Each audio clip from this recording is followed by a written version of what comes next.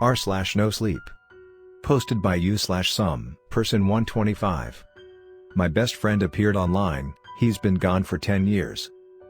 We used to play everything together, whether it be Minecraft, Black Ops 2, or Halo 3. We always had a blast.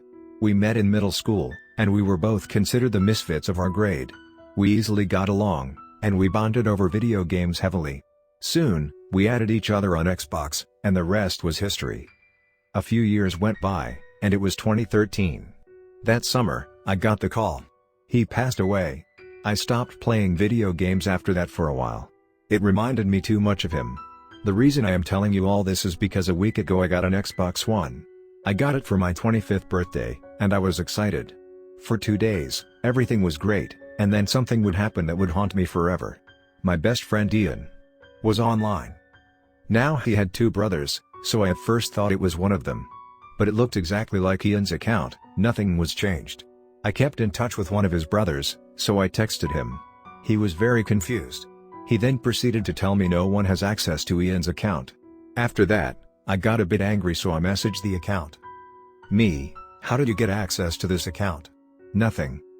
Me, I hope it was worth it, hacking into this account. I just rip her. I got a response before I could send the message. I decided after that to record everything in a text document, and it would be easier to just show you what I wrote at that time. Day 1. What the fuck, what the actual fuck? How did they know my name? My name is not public on Xbox, and they knew about my dad's passing. I texted Ian's brother to let him know what I just experienced, and he was a bit disturbed as well. He said he was going to try to find the account information and delete it. Ian's account went offline, and I will record anything here if I hear anything. Day 2. Ian's brother, Casey, texted me this morning. He told me he was unable to find the account information. I kept on getting messages all day from Ian's account. Call me crazy, but I was starting to believe somehow, some way, it was him. He knew things only me and him would know. Day 3. He joined my Minecraft game. It was a single-player game. How is that even remotely possible? He just would follow me around and stare. He was always there.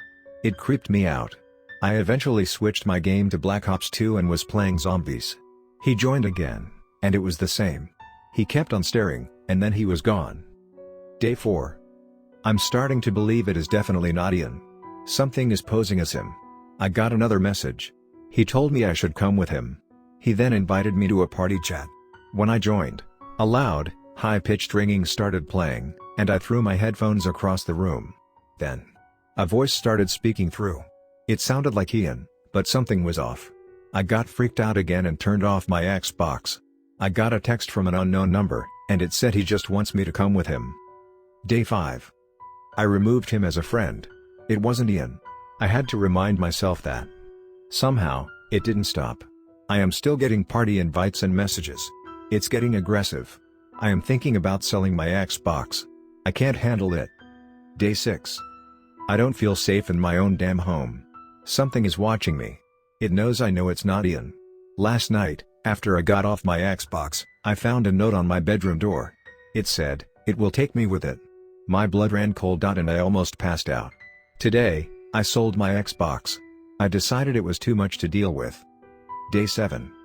Today, I saw something walk down into my basement. I'm scared shitless. Posted by you/some person 125. Something is outside my door, the screams are deafening. My minutes are numbered. As I write this, I hear them outside. They have started to mimic my parents, and as I don't respond, the pounding on the door gets louder. Getting louder and louder until the screams outweigh the pounding. I think I'm going mad. I don't think they can get in for now. Hopefully, this documentation of my experience helps someone. I recently moved to the middle of nowhere. I know it's a horror movie culture, and if I knew the events that would transpire in the next week, I would have just moved back in with my parents. It was a nice 2-story house in the middle of the forest. I am a veterinarian, so I made a decent living, plus the house wasn't that bad of a price. I got a job at the vet clinic in town and moved into my new home. The first 2 days went great. I unpacked, and on the 3rd day, I started my job at the clinic. It was a great first day, and it was also a slow day, so I got to know my co-workers. When I got home that night, it was foggy, but I could have swore I saw something moving in the trees. I would have shrugged it off, but it looked too human-like. It creeped me out, and not wanting to take any chances, I hurried in my house, locked the door, and looked through the blinds. Nothing, just the trees and the fog. After that, I went through my entire house to make sure nothing was out of the ordinary. Call me paranoid, I know. How ironic, a paranoid person is living in the middle of the woods, alone. After I made sure everything was in the ordinary, I went to bed. The next day, I was rudely awoken to a loud bang. I shot up out of bed and grabbed the baseball bat at the side of my bed. Slowly went downstairs, and I heard a second bang at my front door. I peeked through the blinds and was met with a horrifying sight. A man, wearing a deer head, holding a machete. I ran upstairs, grabbing my phone. I called 911. It took them 30 minutes to arrive, and by that time, the person was gone. I met with the officer outside and explained to her what had happened. "Officer Bailey, this is not the first time this happened in this forest. What we can do is do a walk through the forest. If it happens again, don't hesitate to call me. This isn't the first time this has happened." "Officer Bailey, I wouldn't worry. It's probably a homeless person on drugs. Again, if anything else happens, don't hesitate to call." I didn't understand how a man wearing a deer head with a machete was a homeless person. Before I could say anything else, I saw her get in her car. With that, she was gone.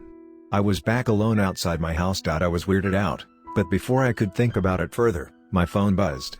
I checked my watch and realized I had work in an hour and a half. I got dressed and headed out. I got home late that night, and I noticed something very alarming.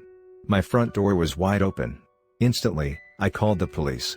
Once they got there, both officers told me to wait and entered my house.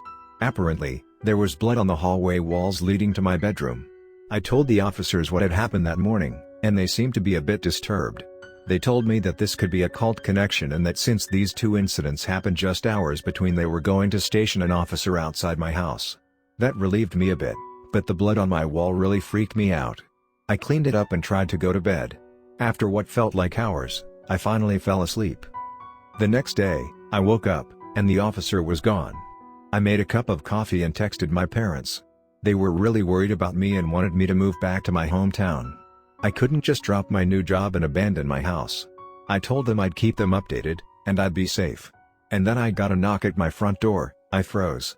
After yesterday, I was a lot on edge, so I went to the blinds and peered through. It was Officer Bailey. I opened the door, and what she told me made my whole body go cold. The officer stationed outside my house was missing. Apparently, they found his car in a ditch 10 minutes from my house, with a blood trail ending in the middle of the forest. She asked me if I saw anything, and I said no. After she left, I considered leaving town. This was all too much. Almost a week into living here, and weird stuff has been happening. I calmed down and decided to enjoy my day off. Until I saw that man again, walking through the forest, holding a bloody machete. I saw him look toward my window, and I ducked. When I looked back up, he was gone. Then I saw at least 20 people walking up to my house. Some of them were wearing masks, but the ones that weren't wearing masks had wide smiles with bloodshot eyes or no face at all. I was terrified. I heard glass break downstairs, and I ran to my bedroom door, and I knocked my dresser in front of it. I grabbed my baseball bat and my phone. I called the police, but I got no answer. My mind was racing, and I heard footsteps moving through my house. I heard someone walking up my stairs, and then I heard the voice. The one voice I didn't expect to hear. It was Officer Bailey, trying to get me to come out. I ignored it and stayed silent. I didn't know what to trust. After a few minutes, it started banging on the door and screaming. It didn't stop for an hour. Now, it's been 16 hours. They are getting smarter, and I've found myself close to moving the dresser and opening the door. The screaming is getting longer, the banging louder, and something cut the electricity. The light from the screen of my phone is my only source of light. I'm going insane. It's imitating my parents. I don't know what to do. I feel hopeless. The dresser is moving, each pound on the door,